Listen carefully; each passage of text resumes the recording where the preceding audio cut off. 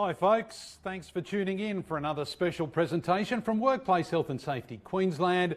This morning it's all about wellbeing anchors at work, powerful tools to improve workplace health, safety, productivity and build resilience in crisis. Our presenters this morning are Samuel Eddy and Sarah Kavanagh. Samuel will be using Menti for a poll for his presentation. All you have to do to join in that poll is click onto www.menti.com, use the code 1001643. He'd love you to join in and get those figures up and running. That's during Samuel's presentation. I'm Chris Bombolis, Media Manager for the Office of Industrial Relations, your MC for today.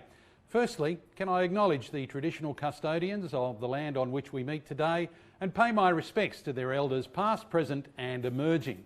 I'd like to extend that respect to Aboriginal and Torres Strait Islander peoples watching today. Safe Work Month is held every October and is all about raising awareness of work, health and safety. This year, Safe Work Month looks a little different thanks to COVID-19. Our events are live and being brought to you digitally this time. Successful health and safety strategies must start with people, but how can we create safe and thriving workplaces if our employees are overwhelmed and stressed? And in the midst of COVID-19, employer mental health and wellbeing support for their workforce is more critical than ever. In this session, Samuel Eddy will demonstrate how both employees and organisations can collectively reduce their stress temperature and set up simple but powerful wellbeing anchors that will enable workplaces to not only be safe and healthy, but thrive and boost productivity. With special guest and presenter and registered nurse, mental health nurse, Sarah Kavanagh, this will be a practical session, not just about theory, where you will get to experience these tools for yourself and take away learnings for your organisation. Our first presenter, as I said, is workplace wellbeing educator and executive coach Samuel Eddy. Samuel specialises in helping individuals and organisations across a range of industries improve wellbeing, maintain mental health and prevent burnout throughout online webinar events and workshops. His session is designed to be practical and simple to understand, using interactive models he has developed, including the stress temperature check-in and wellbeing anchors. Samuel has a Master's of Science Psychology from the University of East London and trained with No Panic, NHS-funded UK not-for-profit organisation, helping clients manage anxiety and related disorders. He is also a qualified mental health first aider. After that, we'll hear from Sarah Kavanagh, a friend and colleague of Sam. Sarah is a registered mental health nurse and has a private practice specialising in helping people who are experiencing crisis or highly stressed events in their life. Don't forget, we welcome your questions and comments. All you have to do is use the chat box and we'll get to as many of those questions and comments as we can. For now though, let's welcome in Samuel and Sarah from Melbourne. Thanks so much, Chris. Thanks for that lovely introduction. Welcome to everyone. Sarah, welcome to you. It's great to be here. As Chris mentioned, we're coming from Melbourne, so we're still unfortunately in lockdown. So I guess, at least for me, it reminds us of the importance of wellbeing, no matter what's going on in your world. We talk about resilience, we talk about uncertainty. Often in my workshops, we talk about the fact that we never know what's coming our way, and who would have thought we would be here, particularly in Melbourne. But of course, COVID is something that's still affecting us across the nation. For those in Queensland, of course, you might be doing better than us, but of course, some people have the anxiety around what might happen. And whether that be to do with COVID, or it could just be to do with the everyday personal pressures of living, parenting, kids at school, studying, working, of course, and also professional challenges of keeping business going and the competing demands. So it's great that you're all here just to take really 60 minutes or 45 minutes to focus on yourself from a wellbeing perspective first and foremost. But we're going to ask you to have two hats on. So I'm conscious that there's a range of people online with a range of expertise. People in, of course, occupational health and safety, maybe business owners, human resources, and a range of other leaders. When I talk about wellbeing, we talk about focusing on yourself first. So that's going to be the first part of the presentation. And then we're going to be talking about how do we set up a framework at work to really build a resilience shield for your culture, but also for your workforce as well. Look, I didn't sleep particularly well last night, so I know for me, focusing on my wellbeing anchors, will explain shortly, are really important. But Sarah, I just want to welcome you, and I just thought I'd, as I flush up a bit more about our backgrounds, just check in with you to see how you're doing, because obviously you're in Melbourne with me. Yeah, thanks for having me, Sam. I think in our workforce, we're the lucky few that, if anything, our work has ramped up. So I too need to be practicing what we're teaching and preaching. My workload is very busy and very varied, and dealing with a lot of people who are under significant stress. So more so than ever, it's really important that I walk my talk as I get out into the world and be working with other people. And I guess that's kind of what we're looking at today, isn't it, Sam? The leaders of industry being able to walk their talk and work more effectively with those around them.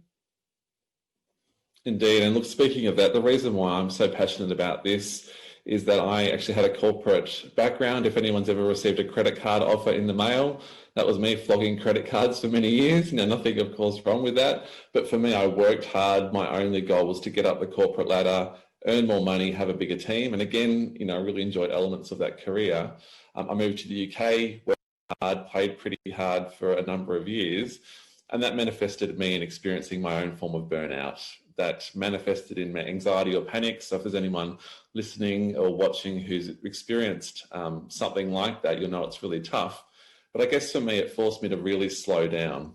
And once I was able to start to really focus on wellbeing in my life, did a lot of research to find some good tools to really be able to recover, then I was able to start to really thrive in my career. I moved into the fintech startup world, retrained, as Chris said, and now I've been doing this workplace education and consultancy for the last 4 years. And Sarah, you and I work together regularly on this stuff. With your healthcare background and my corporate, we sort of tend to combine both expertise, don't we?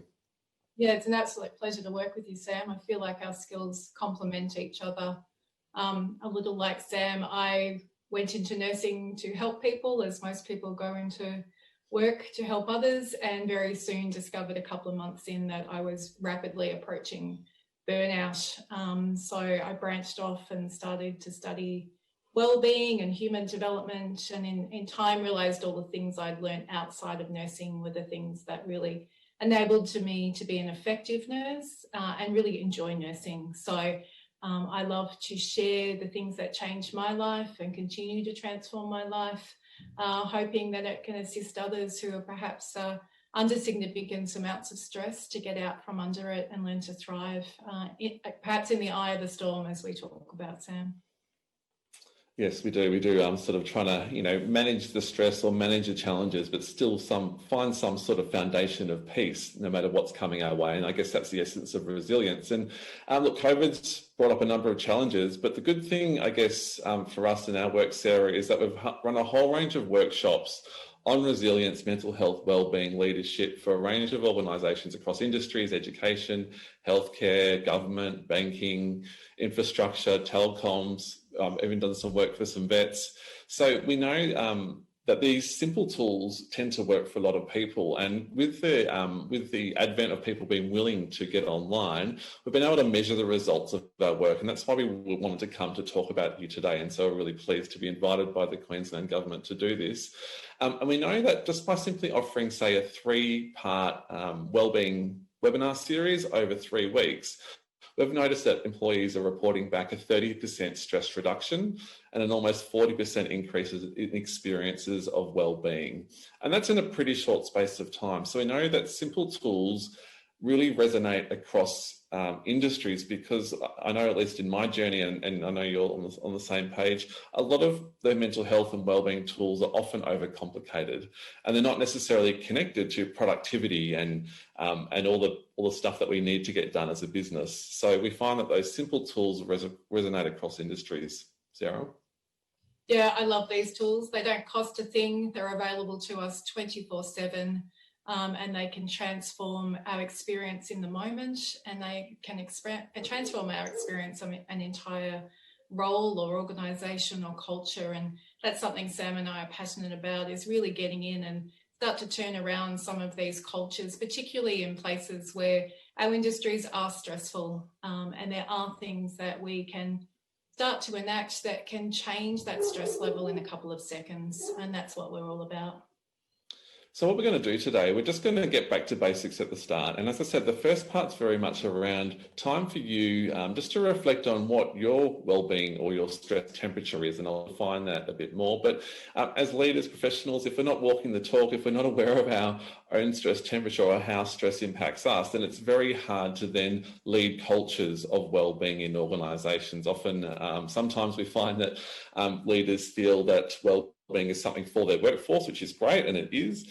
But if we're not practicing it ourselves, we're already behind the eight ball. So to really get back to basics, we're going to talk about what's normal and what's problematic, because we hear about stress a lot, but it's not always bad. So we'll talk about the differences. We'll go through the stress temperature check tool that I've mentioned a few times. And then what can we do once we realise perhaps our stress temperature is elevated? What anchors can we set up on an individual level to really lower the stress temperature? And these are tools we use in our workshops regularly, so you'll get a chance to think about those or reflect on those for yourself. We'll also talk about the resilience shield. So what can you do then as a leader in your organisation to really help your workforce withstand the winds of change and all the challenges that come, that we know that they're going to come along, whether they be global challenges like COVID or everyday challenges. And then we'll go through a couple of case studies of organisations that we've worked with in different industries that have used elements of the resilience shield with great success. And we'll finish up with some resources for you to take away with. So in terms of normal stress, as you're sitting there, wherever you are, probably mostly in Queensland, but I'm sure there's people tuning in from around the country. I just want you to cast your minds to Africa, because when we're talking about stress and the stress response, it's good to remind ourselves of what's normal by looking at the animal world, because there's a very clear distinction between what's normal and what's problematic when it comes to human stress. So you might think about a zebra happily grazing in the Sahara, minding its own business, chewing on some beautiful food, when out of the blue it spots a lion. So the senses pick up the lion, the heart starts to race, the adrenaline surges to all the muscles in the body, the oxygen surges as well. So the zebra's got plenty of energy in order to run from the danger, to freeze and hide, or turn and fight. And that's a really good example of the stress response, because we want that to happen. In that moment, the zebra's only need is to really survive. Nothing else matters. So that's a good example of what's normal from a stress response. If we think about ourselves, if we're being chased by a vicious dog in the street, we want that same response to kick in so we can survive or escape from the danger. Of course, at the moment, there's a whole range of triggers for us that might not be physical danger, but with us humans, we can trigger the same stress response as thought alone. It might be a news article about COVID. In Melbourne, everyone's obsessed with the numbers count, and that can trigger the same stress response. So we can be hiking up our stress response without even realising it. So it's good to have a think about, what your triggers are. In a lot of the workshops we do, we get people to actually write down what are your current challenges and triggers that are currently activating your stress response, so you can start to see where it might be becoming problematic. So if we think about, again, the zebra, the danger's past, it's realised the lion's disappeared, it goes back to grazing normally. The immune system kicks back in, digestion starts kicking back in, and we really want that to happen. So the zebra has got plenty of time to regenerate, for the cells to regenerate, for the systems to work properly. We need plenty of time in that zone for overall health and well-being. But Sarah, of course, I always ask the question, if a poor old zebra thought like one of us humans, what would go through its mind when the danger passes? What are some of the things that come up? Yeah, the difference between us and the zebra is we still have the instinctual quality, but we also have the mind. One of the byproducts of being under intense stress is the mind then likes to go into planning mode and start kind of planning for every worst case scenario. Hopefully, I guess, under the belief that should that worst case scenario come our way, that we will be prepared for it. So the mind will start to think, how did I get into this predicament? What have I done wrong? What can I do to stop this from happening? What if this keeps happening to me? And as Sam quickly touched on, the body doesn't know the difference between it actually happening to us and us just thinking about it happening. So unlike the zebra that doesn't have the thought process that goes and the stress hormones just kind of leave the system and it can calm, we can keep those stress hormones coursing through the body by just thinking about what happened and then projecting it into the future as a possibility of something that's going to repeat itself and happen again. So to really be effective as leaders, Sarah, we've got to be able to find out when our mind starts to race and when stress does start to become problematic, don't we? Otherwise, it's very difficult for us to then help our employees or to create that culture that we want. Absolutely, Sam. If we could start to recognise even by planning these worst case scenarios, then that could be an indication that we ourselves are in a state of stress. I tend to work it backwards, and if I notice myself doing that, I'm like, okay, I'm still under the hormones of stress. My first priority is to get those down. So then I can start to think about this in a manner that's much more conducive to where I want to be and where I'm heading to in the future. Thanks for that, Sarah. And so this kind of leads me to our stress temperature, which I've mentioned a few times. I often say to people, wouldn't it be great if we could wake up in the morning, put a thermometer under our tongue and go, how hot is my stress temperature today? Because if we could all do that, then we'd be in a more powerful position to go, well, okay, if I'm waking up and I'm in stress, I'm getting, tension, tightness in the chest, my heart's racing, I'm getting all these physical symptoms of stress, for example, then I might start to make different choices. So as I'm talking through this slide, I encourage everyone to think about where your stress temperature is on the scale, because we're not always at one level, we might be going up and down. So maybe have a think about where you are over the past week. And of course, Chris mentioned at the start, going to menti.com, so menti.com, and using the code 1001643, just to, there's a poll we've put up just to ask you that question, what has your range been over the past week? So if you get that up on a new tab on your laptop, if you get it up on your mobile, then I'll just start talking through the slide. And we've got a few answers already, I see, which is great. So if you look at the thermometer, down the bottom we've got is what I call mindful living. So that's seen as the ideal place to be in terms of regulating our stress response. If you're sitting there listening to this, hopefully you're not worried about all the stuff that you've got to do in the future. You're not going over all the stuff from the past. You're just in the moment. And when we are just in the moment, it has a lovely positive or calming effect on our thoughts. We're thinking slower. Our nervous system's a lot calmer. Our immune system's working well, digestion, etc. So we need plenty of time in green zone for our overall health and well-being. Of course, we've already talked about some of the challenges, Sarah. There's lots going on. So a lot of us can be busy but well. So it means we might have, stuff going on, but we've got plenty of outlets for it. So we might have plenty of wellbeing anchors or stuff that we're doing, whether it be exercise, meditation, connecting with people that we love, to have enough outlets for all the stress that we're feeling. But then again, if we're not aware of where our stress temperature is, busy but well can easily start to turn into stress. And we can kind of get into that orange or red zone. So Sarah, how can you tell when you might be going in from busy but well to stress, for example? The body is forever giving us feedback about where we're actually sitting along this stress temperature check. So it starts to be about paying attention to the body. Sam, you and I always talk about, we often experience these symptoms or we notice these things and then we push through. It's actually about no longer pushing through, but paying attention to what the body is telling us, which will give us feedback about where we're sitting on that stress temperature. As you and I talk about, Sam, some people are more likely to notice that as body sensations and others may more likely be tuned into how their thoughts change. And obviously when our thoughts change and our feelings change, our behaviours can also start to change. So in any given moment, we constantly have feedback about how high our stress levels are. So look, in workshops when we've got more time, Sarah, we often get people to write this stuff down, don't we? We get them to reflect on what are your physical symptoms of stress? What are your behaviours? Do you get irritable when your stress temperature goes up? What are some of the things that come up for you? Just so as individuals, employees, this is primarily an individual tool at the start at least, but then if we're all doing it together at work, if we're collectively checking in with our stress temperature and not taking it personal, because we're knowing that we all go into red, then we're in more powerful position collectively to do something about it, but be aware of what our body's doing or what our symptoms are happening that might be hiking up our stress temperature. temperature. And often we override, don't we, as well, Sarah? We sort of push through when perhaps we shouldn't. We constantly push through, and we live in a society that kind of values stress as something, if we're really stressed or constantly stressed, it kind of signals that we're doing well in the world. And then we're hit by the pharmaceutical companies, that encourage us to take a pill and soldier on.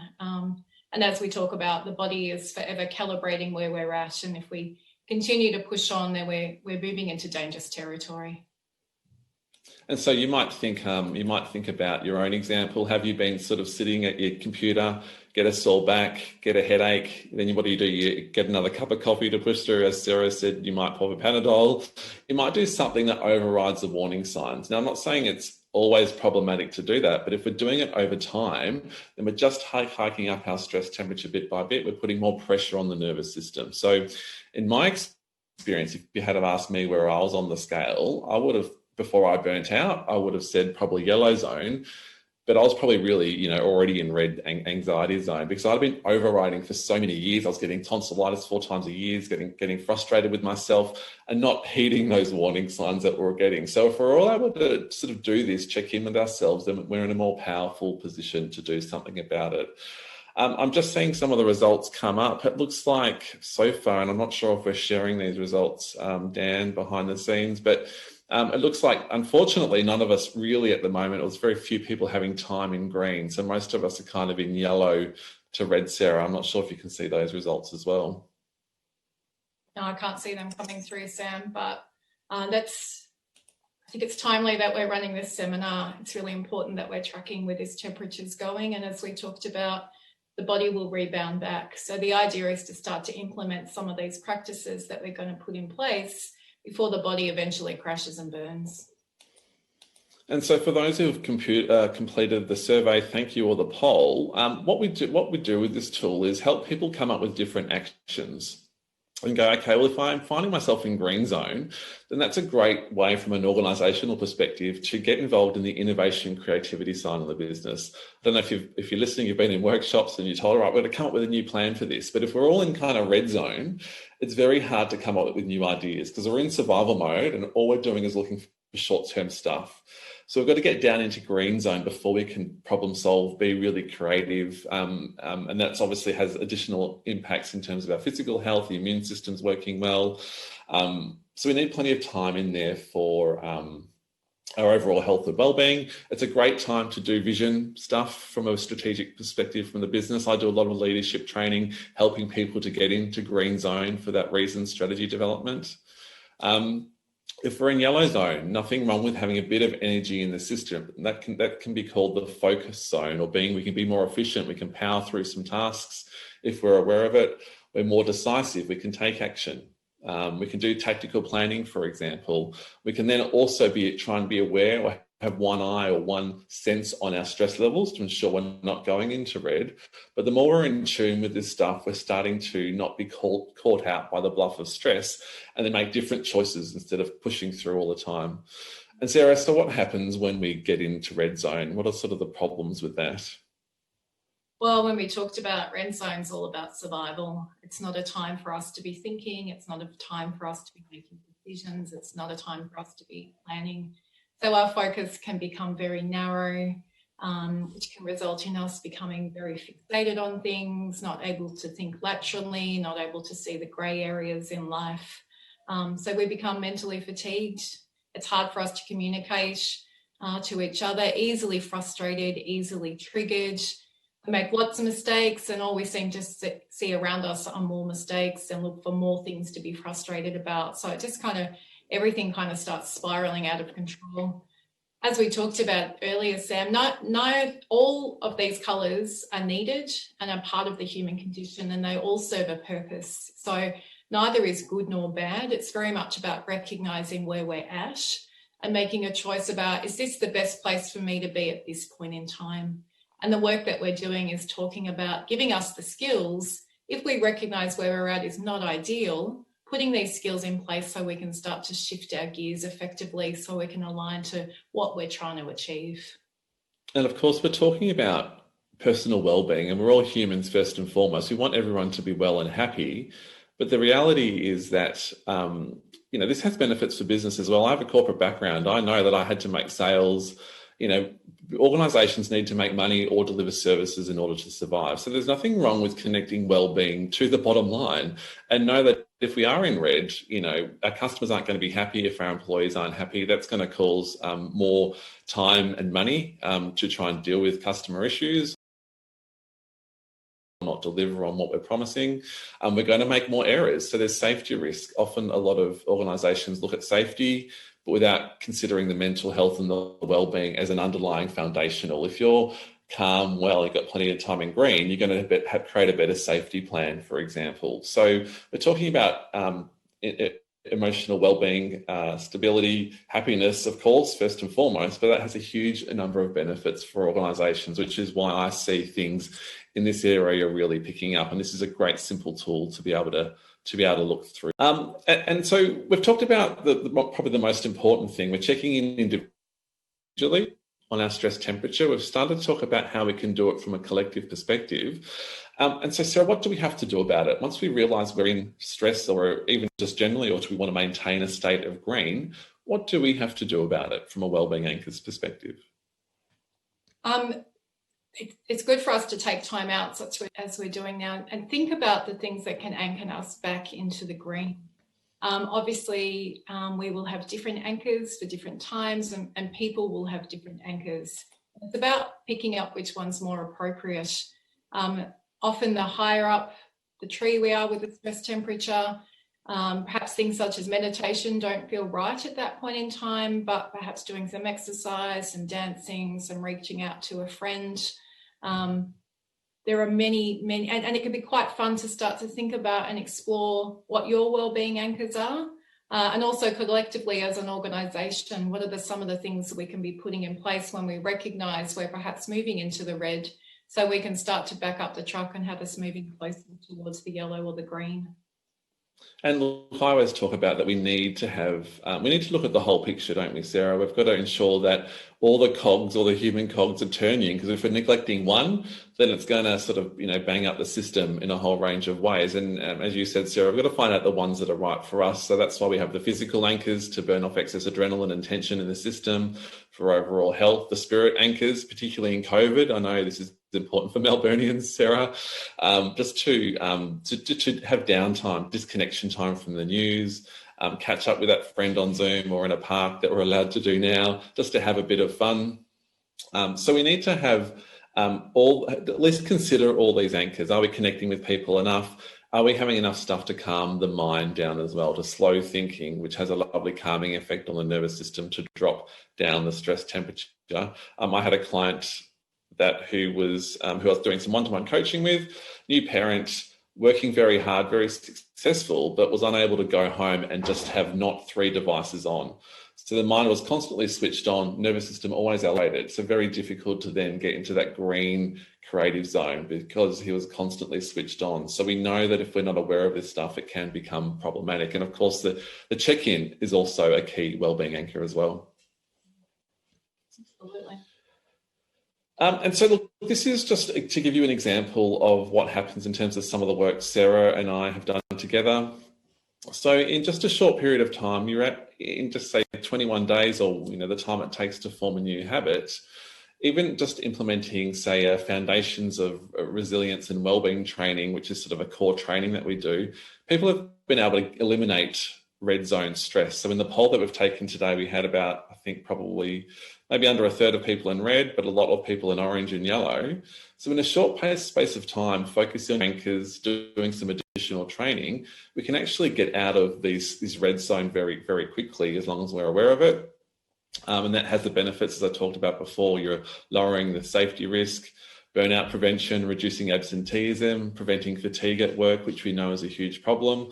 And then once you're out of red zone, you can do other training. So we do a lot of leadership training as well, which might focus on basics like, do you have a vision and a plan for your team? What are the roles and responsibilities? Are you doing clear communication? Often leadership training is talked about outside of wellbeing, but it's a key part of it, because a lot of the wellbeing issues or stress and burnout issues come from leadership issues or people who are great as an employee in an area of expertise, but aren't necessarily great as a manager because they haven't been empowered with the right skills to lead a team. And then if we are able to focus on that, we're improving productivity, reducing presenteeism, so ensuring people are really engaged when they come to work. We can be innovative and creative. And so we get some lovely feedback from this work as well, which is really lovely to see. Sarah, anything else to add from you on this? Yeah, we've kind of danced around it a little bit, but a couple of thoughts just to link together some of the slides we've been talking about, Sam. This stress temperature is contagious, and this is why it's really important as leaders, whether we're family leaders or leaders in an organisation, that we are monitoring our stress temperature. Remember, think about to the zebra. If the zebra can pick up that one of his fellow mates is under threat, I need to know that. That's advantageous for me to do that. So we're also clued into each other's stress temperature. If one person is stressed, we're likely to follow that lead. Leadership is not possible from this red zone. This red zone is all about survival. It's about looking after the self. So the core of teamwork and leadership can't be accomplished when we're in the red. So by leaders starting to learn how to bring themselves out of the red, the people around them, their nervous systems, their stress temperatures will also start to drop. So we really need to lead by example when we're talking about well-being and leadership. I mean, that's a great way to sort of finish off this section, Sarah. So thank you for that. And it leads me on to then the resilient shield, which is, so we've been sort of, I mean, this is all of course linked together. We've been focused on primarily what we can do individually, but we've started to talk about the collective stress temperature. But I've put together this framework based on the work I've done with a lot of the clients that I've talked about already across a range of industries.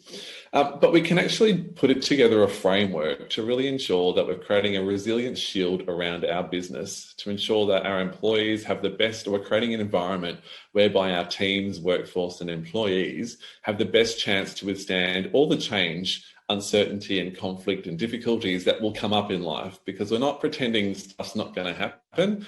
But we're talking about, well, do we have all these key organisational anchors? We've talked about the individual anchors, but do we have the key organisational anchors in place to ensure that we can pick up, move forward, or at least catch things before they become highly problematic? So the first two steps are really doing a current state assessment. So that what we have to do, and what we do a lot of work with organisations, is trying to gauge that individual stress temperature through training, but also the organisational stress temperature. It might just be doing it with a certain department or a smaller department. It could be with a small business, it could be with a certain team. But once we know where we're at, then again, we've got more power to then start to use that colour-coded decision model that I talked through on the stress temperature to know what action we need. And so once we've done the current state assessment, what I really wanted to talk about was sort of the resilient shield part. So those 4 areas in green. So the first part is training and development. So as we're talking through this, I want everyone to have a reflect on, what training and development do you have at the moment to ensure that your stress temperature is as close to green as possible often? Do you have the leadership and performance training in place that we talked about? What about focusing on wellbeing, balance, burnout prevention, general resilience, confidence with career? Often confidence is not talked about. Once you've got a strategic program in place that you're doing regularly, then you're checking in with people, you're giving people education, tools and empowerment to be able to really take control of their overall wellbeing, and then the business will see the benefits as well. Often we hear of one-off lunch and learn training, which is of course great and really useful, but what we're arguing here is for a more strategic approach. I mean, that would be the same for your background in healthcare, wouldn't it, Sarah? Absolutely. Unfortunately, Sam, I've worked along a number of organisations, and the whole concept of wellbeing kind of becomes lip service. It needs to be underpinned by this stress temperature and something that's constantly taken and worked with. Remember, as we talked about, we're in the red, not time to learn, not time to implement new things. So it doesn't matter what we're trying to put in place. If we're not receptive to those new things that are coming our way, effectively it's a waste of our time and energy. And so what we have next is sort of an anchor 4, if you like, is the network of support. So we're doing some training, but once you do some training with people like us or another organisation, or you might have some great internal training available to you, What do you leave people with? What's the network of support that people can go to reach out for help? Because a one-off training, as we've talked about, is a great start. It might help with the foundation building of resilience. But are there internal mentors that have been called out and we're aware of, or who have volunteered to really help people, whether it be through career challenges or wellbeing challenges? There might be leaders within the business. You might have, of course, your external support, so counselling through an EAP provider. Often EAP is seen as the overall wellbeing program. Whilst it's a really important tool and a safety net, it doesn't necessarily help organisations get on the front foot. It's generally what I refer to as a back foot only approach. Of course, important. Professional coaching is becoming more important in some of the areas I've talked about, helping people with thought leadership to really innovate, be creative within the business. So we need that strong network of support available as well. Step 5, we're talking about executive sponsorship, and this is just starting to touch on what Sarah was talking about. Often the challenge I get from people coming to me for work is the challenge of getting leaders involved in the business, getting key decision makers involved. Does the wellbeing program or framework have executive sponsorship from the top? And to do that, we often have to make the business case for it. We have to connect wellbeing with productivity, boosting the bottom line, all those things that maybe are unpleasant to talk about, but to my mind is a win-win. And that ensures that if we're able to make that business case, it gets budget prioritisation. So we're not sort of scrounging around just to find extra resources or slotting it in between other priorities. If we can connect it to the bottom line to give that strategic focus. I mean, Sarah, any thoughts on that? This is absolutely connected to the bottom line. We're looking at things like recruitment and retention. We're looking at job satisfaction. We're looking at people who are really able to connect with why they've come to the workforce, why they're doing that role, and to be able to enjoy being there. And that, of course, filters right down to our clients, the clients who also enjoy the experience of utilising our services. And hopefully when the time comes, that we'll be at the top of minds because we are actually offering something different to other organisations. And of course, we have to then do the remind and review. So once we've sort of gone around the resilience shield, we've identified perhaps some gaps in training, we've had a look at what the needs are, we've checked in regularly with our stress temperature, we've kind of have some framework in place to keep doing it again, to keep checking in. Otherwise, gaps in the shield can start to form, people leave. We get into green zone, which is great, but then green zone can often mean we go, okay, everything's going fine now, but some of the stresses will come up again. So we've got to be aware of those as well. So it's important that we sort of keep circulating around, have strategic check-in points where we're actually getting out of the business, so to speak, and do the check-in again and go, where are we at the moment? What's working and what's not? Pretty simple stuff, but I'd argue really powerful and important. And so for the next slide, Sarah, you're just going to talk through an example in terms of a local healthcare provider that's, implemented the first part of the Resilience Shield. Other parts too, but we're just really talking about the first part, aren't we, for this example? Yeah, I obviously working as a nurse work on a lot of inpatient wards. So I've never been anywhere where the stress temperature is so red for a majority of the time. That's kind of our baseline where we run. So it's very easy for us to become easily stressed, burnt out, we start calling in sick, and that affects right down to the patient. So we've done a little bit of this stress temperature training, and the first thing we do when we walk in individually is to be clocking where our stress temperature is. The more we're down lower in the green as we come in, we can then clock the stress temperature of the actual ward and also our work colleagues as we start to come in. So we use a really simple language. The red, yellow, green is a great simple shortcut that gives people an idea of where we're at without having to go into all the details. So even just being able to vocalise where we're at and get a sense of where the different team leaders are at, we can allocate work accordingly. If we decide that we need to actually put a couple of interventions in place for ourselves first before we start work, then we can sit together. As we talked about, these only take a couple of minutes to start to bring it down. So the beauty of this work is it's not personalised. We recognise that it's part of the human condition. To be stressed is part of the human condition, and there are things we can put in place to start to turn it around. So it starts to bring the team together in a cohesive manner. And that then kind of resources us and skills us and prepares us to move out onto the floor when we're working with consumers who are also experiencing the same things we are, which is stress. So when I'm able to use this stress temperature and use this language, it enables me, and when I'm working with my nurses or with the patients at the end user, we can talk about where we're sitting on this stress temperature, and we can make a decision about, is it time for us to put an intervention in place, or before we start talking or working around this, do we need to do a number of activities to bring us back down to the green so we can approach this from another way.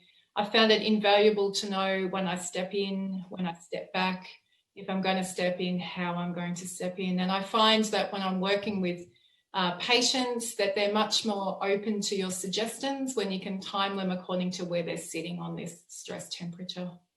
So it's just really bringing greater awareness in, isn't it? And I love how you talk that. I mean, it's fairly simple doing a team check-in in the morning just to sort of gauge where everyone's at. It's almost an outlet in itself. It's a bit of a wellbeing anchor. You can use it for, you know, when stuff goes wrong, as a debrief. Where are we on the stress temperature scale? We pause, we get out of what you're saying around the personalization or taking things personally or judging people as grumpy, irritable or frustrated. We just go, oh, I've been in red zone for a while because I haven't been sleeping well, or, you know, I'm overwhelmed. So it allows us to then find a productive way forward. And it's so powerful that, Sarah, you've been able to use this, of course, with patients. And we often get that feedback, don't we, that it goes right down to the end customer or the user of a service, particularly in healthcare. Absolutely. It's transformed the entire ward. And so the final example we're going to talk through is just something that I do a lot of work with manufacturers in banking, and it's interesting how similar tools can work across both. So this is kind of going to the training and development, but also the network of support. So doing some general group-wide resilience training, a 3-part series, for example, is really important in terms of helping businesses really understand where the business is at. Of course, it can get people out of red zone initially. We can then use that to really look at things like leadership and performance management. It can help with the business case, just to do a general check-in and go, okay, this is where the organisation's at. We've made some good progress, but this is where the gaps are now. So then we can decide what further training is needed. If you do something basic that's general, that can help you evaluate what the gaps are in your resilience shield. So that's really important. We talked about confidence a bit, but a couple of organisations I work with do stuff around confidence leadership. So how do leaders, or particularly new managers, define their leadership landscape, to know who the stakeholders are, to know their roles and responsibilities, to create a vision for their team so they can be effective leaders. Basic things around communications, team meetings, setting one-to-one catch-ups are often where a lot of the stress and the stress temperatures hike. So we've just got to be aware of it. So some great examples in industry of coaching programs being used to that effect.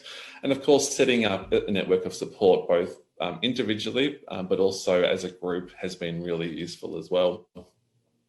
So hopefully that's just given you a bit of an example. I've just got here a slide which we can share later on if you're interested, of examples of that professional self-help, family and friend support, a whole range of different areas that people can go to depending on where they are on the stress temperature scale. But just for the last few minutes, what I wanted to do was just do a short mindfulness exercise, because we've, from a personal perspective, we've already checked in on the stress temperature. We've talked about how we can set up wellbeing anchors for yourself, for those listening, but also potentially the group-wide organisational anchors to build that resilient shield. But I just wanted to give you a taste of mindfulness, which is one of those anchors we talked about earlier on, just to see if in a really short space of time we can get people to start to drop their stress temperature. So just for the next 4 minutes or so, I'll just get you to sit back and relax in your chairs. If you've not done mindfulness or meditation before, I'm just going to talk you through a short body scan where I'm going to get you to relax your muscles all the way from your feet to the top of your head. And then we can just take note of how you feel now and how you feel after. So just getting comfortable in your chair, feet flat on the floor, and just closing your eyes. Just slowing the rate of my speech down, just to help take the edge off tired nervous systems. And as you're sitting there, just focusing on your feet and your toes. Just noticing the connection of your feet to the floor. Just letting all the muscles in the feet and the toes go nice and loose.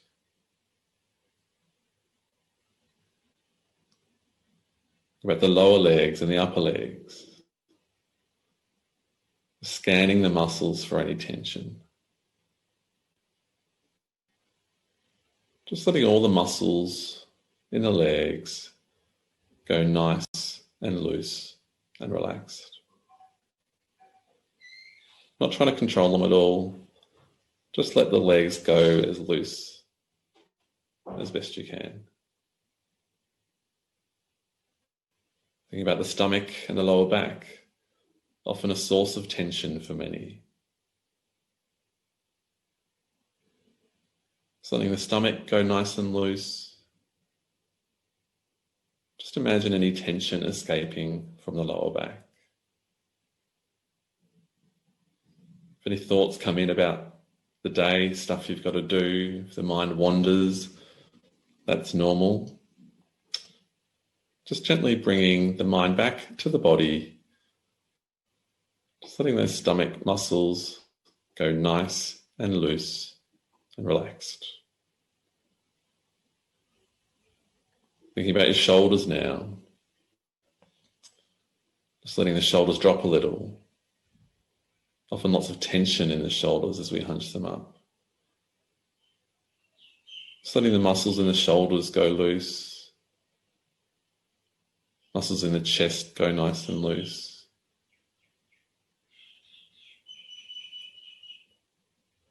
Just focusing on the arms now. The muscles in the upper arms, forearms, hands and fingers. Letting the arms fall loosely by your side or loosely in your lap. Just letting the whole arms go nice and loose and relaxed. Think about the head, neck and face. Often lots of tension here for many as well. Just imagine the neck muscles letting go a little. Muscles on the scalp loosening up. Muscles in the forehead letting go. Muscles around the eyes letting go. Letting the jaw open slightly. Just letting all the muscles in the head, neck and face go nice and loose. Just letting your whole body now sink into the chair. Just letting the whole body go nice and loose and relaxed. And just for a moment, sitting in silence.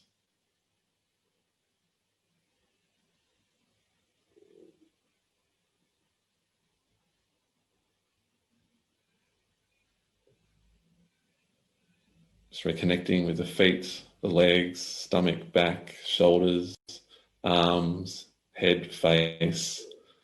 Just thinking about the room that you're in, the conversation we've been having today. And when you're ready, just opening your eyes. How are you, Sarah? Are you still with us? Yeah, that was great. Thank you, Sam. I just want to touch on that sometimes that's easier to do than others. And Sam and I always talk about this being a lifestyle practice. So sometimes I'm wonderful and straight into the green when you do it, Sam, and other times my mind is still going. And even just how I respond to tapping into one of those anchors can give me more feedback about where my stress levels are currently sitting. So it's always providing valuable feedback, whether it gets the results we are after or whether it's providing us more information about what's happening for us. So thank you. Yeah, great advice. And look, I've just put some resources up. So if you found the stress temperature check useful, you can actually go onto my website and just do a short questionnaire just to see where you're at. If you had trouble, like Sarah's saying, I'm not sure what's normal for me, you can answer a questionnaire. You can email me or just shoot a message through the website to get a copy of the Resilient Shield checklist, just a reflective questionnaire I've prepared just to help you figure out or start to create a resilient shield for your business. And if you go to the blog part of the website, there's a link to a YouTube extended version of that meditation if you felt it useful and you might like to try it. Love to know where you guys are all from. I haven't sort of seen the chat or the comments, but love to know if you're able to just check your stress temperature, if you're able to relax a little, take the tension off. And I'm sure we will open for questions soon. We do have a workshop on the 24th of November at 10 a.m, just an extended version or a complete version of part one of a Wellbeing Foundation workshop, which we've already done sort of bits of today, but hopefully that's given you enough as a starting point. And Chris, I think I might hand it back to you. Thanks, Samuel. Appreciate that. Look, I do have one quick question. We've got lots of comments, lots of questions coming up, and lots of people being very respectful to you guys in Victoria, saying, you know, our thoughts and prayers are with you guys doing it tough down in Victoria. So that's great to hear that you've got some support from friends in Queensland. That's lovely. Thank you. As far as questions are concerned, you did the mindfulness exercise, and normally I would struggle with that exercise because I just cannot switch off. Do you have advice for people who just can't switch off, where they really want to do the mindful thing and escape for a little while and rejuvenate, but they just can't seem to switch off? Yeah, look, it's funny with mindfulness. A lot of clients say the same thing, and it's a great comment. I always say just try and reduce any expectations. Often we're trying to achieve something in mindfulness, and all we're doing is following simple instructions, and we're not trying to achieve anything as such. Often people think that we just want to have a still mind, and if my mind's racing and I can't sit still, then that's a failure. But every time you realise your mind is racing, that's success, even if you do it once in a 20-minute meditation. So just going with the process without expectation and just being aware of racing thoughts, for example, particularly if it's new to you, is success. And then the benefits build up over time. So the more you do it cumulatively, you start to really calm the nervous system over time, if that makes sense. No, so really I shouldn't stress that I've failed. I've actually achieved something, even though my mind's still racing. Yeah, absolutely, Sarah. Would you agree? Yeah, absolutely. We talk about it being like a practice. Unfortunately, we'd love to go to the gym once and have a fabulous body, but it kind of doesn't work that way. So by having an expectation when we go in, or by judging how it went when we were there, effectively just creates more stress. So it's about kind of embodying a sense of inquisitiveness, of understanding that if I continue to practice, that I will get the results I'm looking for. The other thing Sam and I really love about this work is when we can really understand why it's helpful, it can become easier to dedicate some time and right, let's get to the proper questions. I've had enough self-indulgence. Adam asks, can you discuss the workplace factors that in your view may impact psychological safety? Sarah, do you want me to? Yeah, you can start, Sam. So look, psychological safety is an interesting term because I guess it's varied depending on the organisation that you're in. But generally, trauma is one thing that can impact psychological safety. So it depends, of course, on the industry. But a lot of people who are in caring roles talk about vicarious trauma. So they're having to deal with problems from other people. Obviously, nurses is a good example, Sarah. So they might be experiencing trauma from other people. There can be things like bullying, so conflict at work, people feeling isolated at work, people being pressured to do work that they don't want to do. I would sort of argue some of those examples are more of the extreme version of what I term psychological safety, where people aren't feel safe or don't have confidence or don't have the emotional skills to be able to push back or pathways within an organisation to report these things and feel safe. Sarah, do you have anything to add? Yeah, to flip it the other way, I kind of look at stress is the way that our body reacts to demands or challenges. So when I think about someone being unsafe, it suggests to me that perhaps more resources need to be put in place to help people effectively deal with those challenges so they're not feeling overwhelmed. So that's kind of an underlying way in which I approach that. So anything to do with safety is building up skills and resources so people don't get to that state of feeling overwhelmed.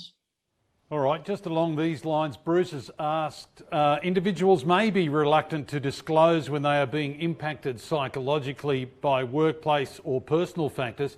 What are some practical tips on how to foster open discussion of these factors, you know, the angst that builds up into long-term stress? Well, look, I mean, I'm obviously biased, Chris, but I would say running a seminar like today, because it's been interesting running these webinars. I still do a lot of this training in person, but as soon as you do the stress temperature check-in with people, as soon as someone who's running the training or leaders show a bit of vulnerability and talk about people's experience of going into red zone, as Sarah said earlier, it makes it not personal. People can actually ask questions anonymously in these scenarios online, but also they can complete the survey. And it's been interesting to see how much more engagement we've had online by using the stress temperature model, because everyone can relate to it. We talk about, we all go into red, we all get annoyed, we all get irritable, we all get judgment. We judge people, we have issues at home with our partner, with our kids. So we get people to reflect on all the personal challenges that they've got. And those who are more confident to share in these seminars open the forum up for those who are less comfortable to share. And it's been really amazing in terms of some of the stuff that has come up that people didn't know about each other. So having someone to facilitate the conversation, showing a bit of vulnerability themselves, but also ensuring that people know that all these feelings are normal and they're not going to be judged or blamed. It's been a really powerful position to be in, just to see how much people are actually willing to share if you facilitate the conversation with a simple tool in the right way. Patricia then asks, what are some organisational indicators that someone could look at work to work out if there are risks to worker well-being that are going unaddressed? So the thing just is bubbling under the surface. Bring it to the forefront. Sarah, did you want to? I think absenteeism has to be absolutely the top one up there. I notice myself in my working in workforces, people start to call in sick. We have to use more temps. You can generally get a feeling by the water cooler conversations. Lots of toxicity can start to run through the workforce.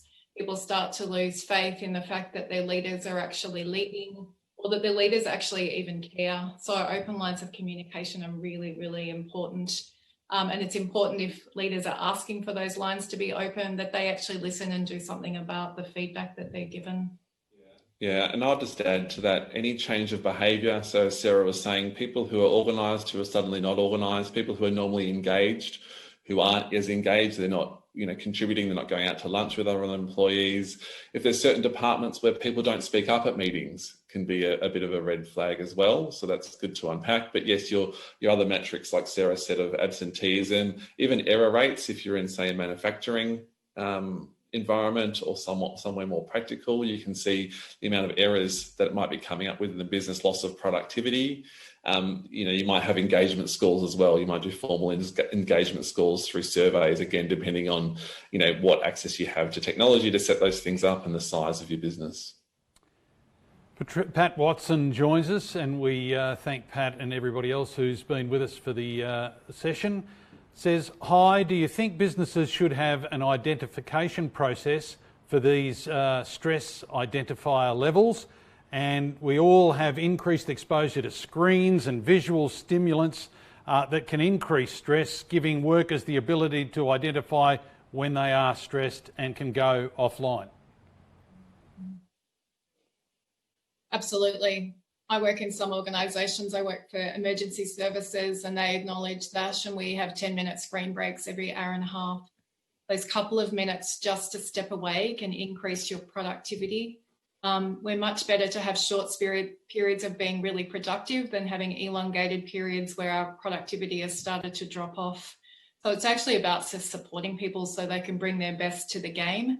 And if we can understand that a couple of minutes out every hour is going to enable to bring people best to each moment, then I think it more than makes up for those couple of minutes where perhaps once upon a time we may have been deemed as being not productive.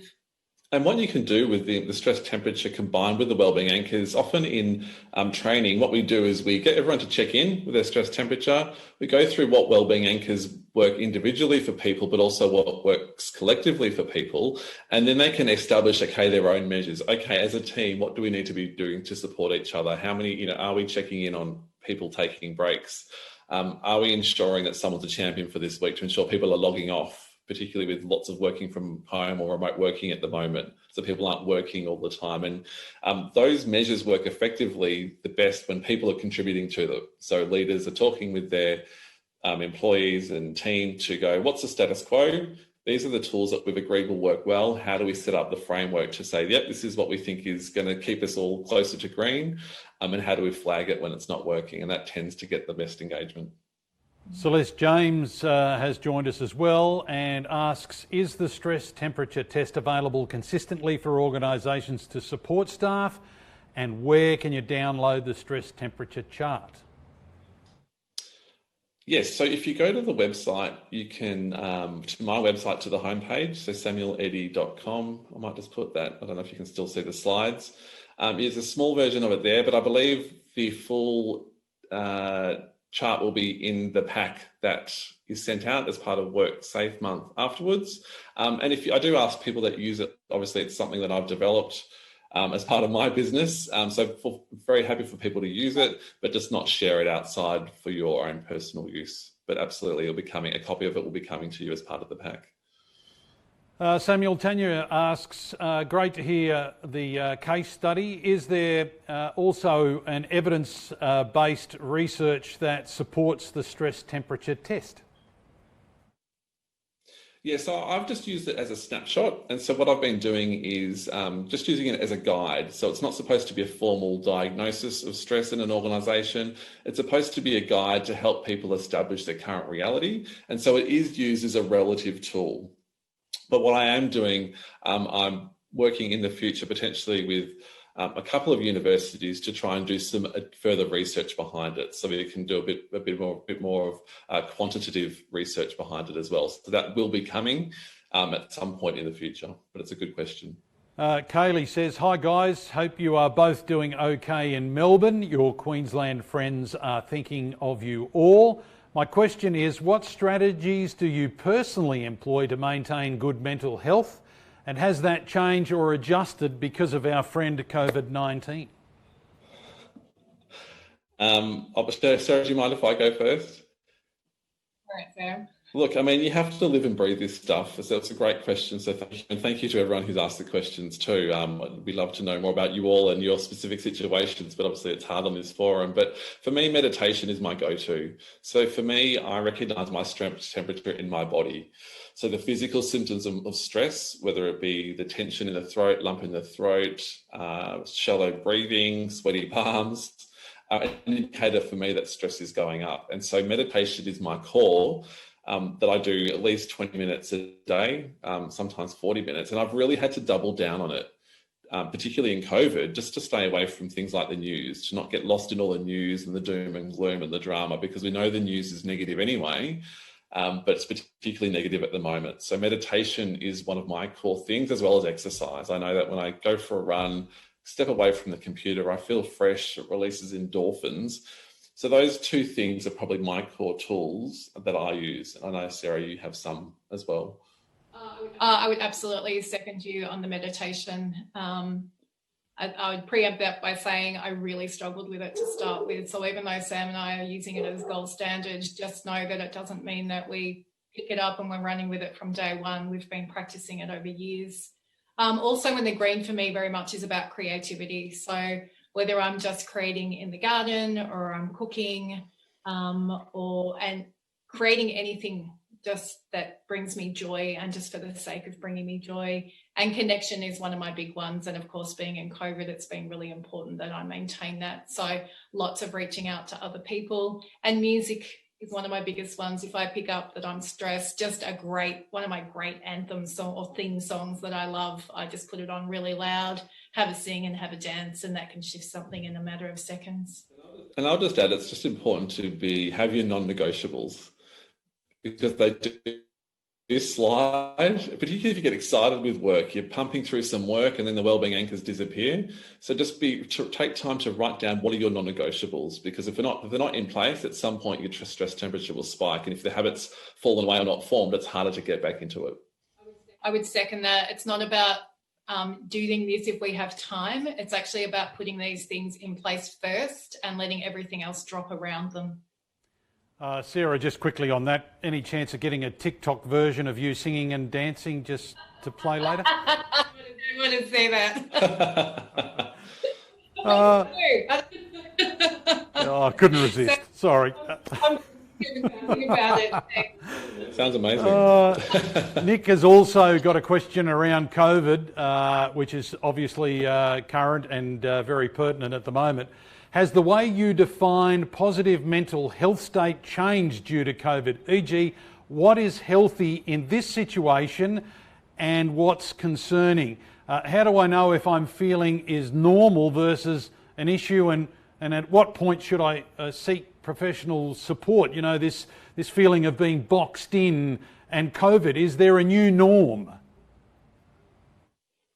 I mean, Sarah, I know you know this through our work, but the stress temperature of everyone is elevated at the moment. I think that was reflected in the poll today. There was very few people in green. So I reckon at least 20% across the board. So yes, it is. So I think it's a good point around what's normal. It is relative to what's normal for you in some form. But when we've got global challenges like this and people are isolated at home, particularly in Melbourne still, they don't have access to some of the wellbeing anchors that they would normally use in the same way. It is absolutely normal for the stress temperature to be elevated and to be aware of. So yes, it's important to be aware of what's normal now, but often what crisis can do or global challenges can do, they can actually make you realise or make you become aware of what your stress temperature was in the first place. And so I would say that yes, the normal's changed a little bit in terms of stress is being experienced a lot more than normal. But the tools are the same. So what it means to be resilient, in my view, is the same. The tools that we need to do are actually pretty simple. And one of those tools is reaching out to someone. So you don't have to be at a critical stage or in red zone to access EAP provider. There's nothing wrong with getting out of your own head to speak to someone one-on-one for an hour, particularly if it's free, through employees, or if you go onto a mental health plan through a GP or use a coach or, someone like us, just to try and get a sense of what your reality is at the moment. And once you get out of your head, most people are pretty good at gauging, okay, what's normal or what's relative for me. We're going to have one final question, wrap up the session. We've gone a little bit over time, and thanks everyone for joining us. We do have a quick comment quickly before I get to the last question. Kat Stacey says, Melbourne here, I really needed that moment of mindfulness. So we've struck a chord, particularly with the people in Melbourne, and you guys are examples of, we probably need to take a deep breath every now and then. Fantastic.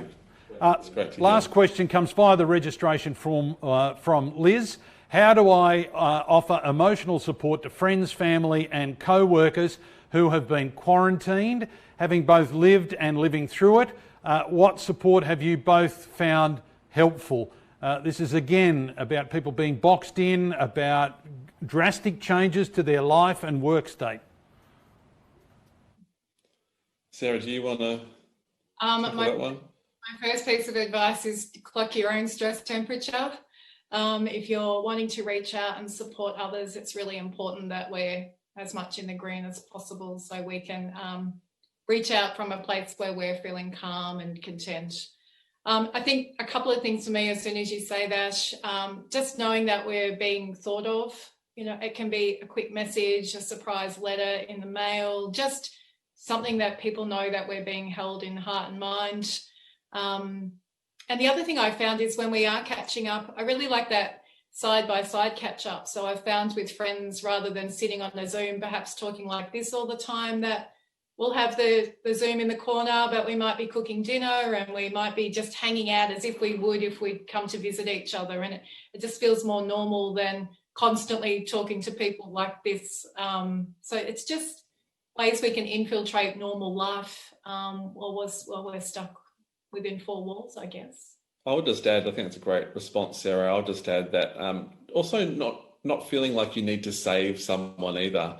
Often we get nervous around these conversations because we've got to think we've got to fix it, and which is obviously coming from a really good place, but it's hard to do it. So you can use things like the wellbeing anchors and go into sort of coaching mode and say, look, acknowledge what they're saying, and then you can even ask them, what would you normally do to help yourself move forward? I have as one of my key goals is just to find a way to help someone move forward to the next thing, whatever it might be. It might be setting up a Zoom catch up, as Sarah suggested. It might be going for a run and just getting them to talk through the strategy that might work for them and find an alternative that might not be, if it's gym's not available, it might be doing a yoga class in front of the TV, for example. So using your same tools, not feeling obliged to say them, as Sarah said, making sure your well-being is strong first, so that you're able to then, go into that sort of coaching mode with them to try and offer that support. Now, before we officially say goodbye to you two Melburnians, a question without notice for you. Quickly, one key take-home message for everyone today from both of you. Mine is just slow down. Once you slow life down, whether you talk slower, walk slower to pick up the keys, walk slow to the next meeting, not run to catch the train, you're already doing your nervous system a world of good. And then if you do encounter any challenge, you're already going to have more clarity of mind to be able to deal with it. So if we all slowed down life by 10%, I think as a society we'd be much better off. Yeah, I would very much second that. And to understand that it's a practice. Sam and I talk about this. It's not something you listen to us here once and do at some point down the track. You get off and you do it in 5 minutes, and then you do it in the next 5 minutes, and you do it in the next 5 minutes. So we effectively talk about, while the mindfulness is lovely to go off and close our eyes, but we're talking about putting those things in place as we're moving around the world in every moment. I, like Sam, slow down my movement, slow down my speech, create more gaps, open up more silence, and just give us more space to process what's happening for us. Samuel and Sarah, thank you very much for joining us. Thanks, Chris. Thanks, everyone. Thanks, Sarah. Thanks so much for having us. It's been wonderful. Take care. And just in summarising from workplace health and safety, just a couple of key tips. A mentally healthy workplace is one that promotes workplace practices that support positive mental health, eliminates and minimises psychological health and safety risks through the identification and assessment of psychosocial hazards, builds knowledge and skills and the capabilities of workers to be resilient and thrive at work, is free of stigma and discrimination, supports the recovery of workers returning after a physical or psychological injury. Workers who feel positive about the environment and culture in their workplace are less likely to experience work-related stress, sustain a psychological injury or leave the workplace, and more likely to have better performance and engage in learning and self-development. WHSQ has a range of tools and resources that can assist you in identifying and managing work-related mental health hazards, including stress, violence, bullying and fatigue. Visit worksafe.qld.gov.au to check these out, including a number of existing webinar recordings which may be of interest. If you or someone you know needs support, please reach out. A range of support services are on the screen. Lifeline is available 24/7. Again, thanks to Samuel and Sarah. We really appreciate them joining us here today. A reminder for everyone to visit the Safe Work Month virtual exhibition. If you have registered for events, you will have received an email with a link to access the exhibition. You'll find a range of exhibitors online waiting to chat with you and answer your questions and let you know about what advice and services they can offer to you to help you improve your health, safety and return to work practice. You can also check out their virtual displays with information about their services and download their brochures. Connect virtually by selecting the exhibitor you'd like to speak to and clicking Q or live meeting to talk with exhibitors. Some of the exhibitors are running a competition, so you may be in with a chance to win a great prize when you visit. All exhibitors will be ready and waiting to chat with you through the online portal straight after this presentation, right through until 2 p.m. If you have any questions, please contact events@qld.gov.au. at oir.qld.gov.au. We are in the final week of Safe Work Month 2020, but there are still a number of fabulous events for you to enjoy, including a chat with ex-Olympian Hayley Lewis. All you have to do is register. It's absolutely free. You can also access heaps of free resources from our website, worksafe.qld.gov.au, including industry and topic-specific video case studies, podcasts, speaker recordings, and webinars and films to help you improve your WHS and return to work outcomes. Today's session will be online shortly, just in case you missed something or you'd like to share it with a colleague. Thanks everyone for tuning in today and supporting Safe Work Month. Remember, work safe, home safe.